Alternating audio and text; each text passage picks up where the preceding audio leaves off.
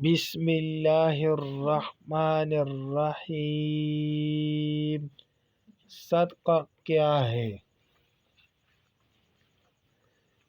حضرت ابو ذر رضی اللہ تعالی عنہ فرماتے ہیں کہ رسول اللہ صلی اللہ علیہ وسلم نے فرمایا، اپنے بھائی کے سامنے تمہارا مسکرانا تمہارے لیے صدقہ ہے، تمہارے لیے بھلائی کا حکم دینا اور برائی سے روکنا صدقہ ہے، بھٹک جانے والی جگہ میں کسی کو راستہ دکھانا تمہارے لیے صدقہ ہے، نابینا اور کم دیکھنے والے آدمی کو راستہ دکھانا تمہارے لیے صدقہ ہے، پتھر، کانٹا، ہڈی اور کوئی ضرر پہنچانے والی چیز ہٹانا راستے سے صدقہ ہے، اچھی بات سن کر دوسروں تک پہنچانا صدقہ جاریہ ہے۔